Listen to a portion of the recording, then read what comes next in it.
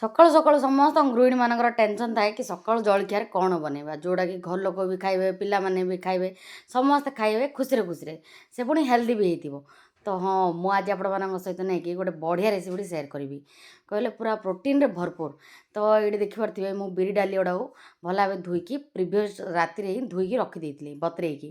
ତ ରାତିରେ ଯାହା ବତୁରି ଥିଲା, ଏବେ ସକାଳୁ ଦେଖନ୍ତୁ ମୁଁ ଏଇ ବିରିରେ ଆମର ଜିରା ପକେଇକି ବ୍ଲେଣ୍ଡ କରିଦେଲି।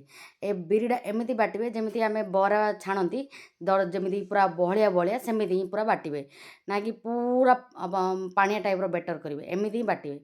ତାପରେ ଲୁଣ ପକେଇକି ପୁରା ଫେଣ୍ଟିକି ରଖିବା, ମାନେ କମ୍ ସେ କମ୍ 15-20 ମିନିଟ୍ ଏମିତି ହାତରେ ହେଲ୍ପରେ କିମ୍ବା ଯେଉଁ ହୁଇସ୍କ ହେଲ୍ପରେ ନୁହଁ, ସେମିତିରେ ମଧ୍ୟ ଆପଣ ଫେଣ୍ଟି ପାରିବେ। ତ ଏଇଠି ମୁଁ ହାତରେ ହିଁ ଫେଣ୍ଟି ନେଲି। ଆମ ହାତର ଭଲ ଫେଣ୍ଟା ଜିନିଷ କେଉଁଟା ଅଛି ଆଉ। ସବୁ ଫେଣ୍ଟିଲା ପରେ ପାଣିରେ ଏମିତି ପକେଇବେ, ଯେତେବେଳେ ସିଏ ପହଁରିବ ତ ଜାଣିଦେଲେ ଭଲ ଭାବେ ହେଇଗଲାଣି, ତାକୁ ରେଷ୍ଟ ଦେଇଦେବା।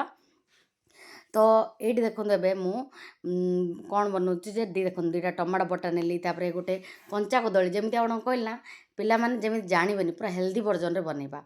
ଆଉ ସେଠି ତେନ୍ତୁଳିଟାକୁ ଭିଜେଇକି ରଖିଥିଲି, ତାର ଚୋପା ବାହାର କରିକି ତାର ପଲ୍ପଟା ରଖିଦେଲି।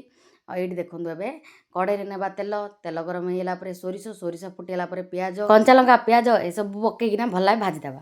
ଭାଜିଦେଲା ପରେ ଯେଉଁ ଟମାଟୋ ଦୁଇଟା ବଟା ନେଇନଥିଲେ କି ତାକୁ ପକାଇଦେବା। ତାପରେ ସେସବୁ ପକାଇକିନା ପରେ ଆମର ଯେଉଁ ବେସିକ୍ ମସଲାଟା ସବୁ ଜିରା ପାଉଡ଼ର, ଧନିଆ ପାଉଡ଼ର, ଲଙ୍କା ପାଉଡ଼ର, ହଳଦୀ ପାଉଡ଼ର, ଗରମ ମସଲା, ସାମ୍ବାର ମସଲାଟା ମୋଷ୍ଟ ଇମ୍ପୋର୍ଟାଣ୍ଟ, ପକାଇ ଦେଇକିନା ଏବେ ଭଲ ଭାବେ କଷିବା। ତାପରେ ଯେଉଁ କଞ୍ଚା କଦଳୀଟା ନେଇଥିଲେ, ଆପଣ ଯେଉଁ କୌଣସି ପରିବା ନେଇପାରିବେ ହେଲା, ଆଳୁ ବି ନେଇପାରିବେ। ମୁଁ କଞ୍ଚା କଦଳୀ ନେଇଥିଲି ପିଲାମାନଙ୍କ ପାଇଁ ହେଲ୍ଦି ବନେଇବା ପାଇଁ। ତ କଞ୍ଚା କଦଳୀ ପକାଇଲା ପରେ ଲୁଣ ପକାଇ ସିଝେଇବାକୁ ରଖିଦେବା, ମାନେ ଫ୍ରାଏ ହେବା ପାଇଁ। ଯେତେବେଳେ ଫ୍ରାଏ ହେଇଯିବ, ତାପରେ ଏଥିରେ ଯେଉଁ ତେନ୍ତୁଳି ମଣ୍ଡଟା ରଖିଥିଲେ ସେବେ ତାପରେ ପକାଇବା ସିଝିଗଲା ପରେ। ତାପରେ ତେନ୍ତୁଳିକୁ ବାଲାନ୍ସ କରିବା ପାଇଁ ଆମେ ଚିନି ପକାଇ ଦେଇଥିଲେ। ତ ସେସବୁ ଭଲ ହେଇଗଲା ପରେ ମୁଁ ପାଣି ଦେଇ ଦେଇଥିଲି ଗ୍ରେଭି ପାଇଁ ଯେତିକି ଦରକାର।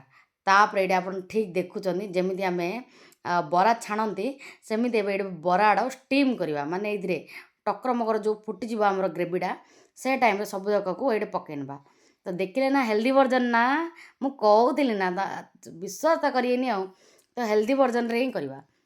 ତ ତାପରେ ବରା ଆଡ଼ ଯେଉଁ ଯେତେବେଳେ ପକାଇଦେବା ଗୋଲିଆ ଗୋଲିଆ କରିକିନା 5-7 ମିନିଟ୍ ପରେ ନା ଆଉଥରେ ବାହାର କରିବା, କାହିଁକିନା ଉପର ପଟଟା କଞ୍ଚା ଥିବ। ଆଉଥରେ ତାକୁ ପଲଟେଇକିନା ତାକୁ ସିଝିବାକୁ ଦେବା, ତଳ ପଟରେ ସେ ଯେମିତି ସିଝିଯିବ। ତଳ ପଟଟା ସିଝି ଯାଇଥିଲା, ଉପର ପଟଟା ମଧ୍ୟ ସିଝିଯିବ ସେମିତି କହିଲେ 25-30 ମିନିଟ୍ ଭିତରେ ଆମର এই ଜଳଖିଆଟା ହେଇଗଲା ରେଡ଼ି।